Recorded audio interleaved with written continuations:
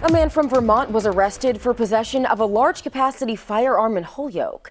Holyoke Police told 22 News officers were called to the report of shots fired in the area of Lyman and Northeast Street, that is. When they arrived, they found several empty casings from different calibers.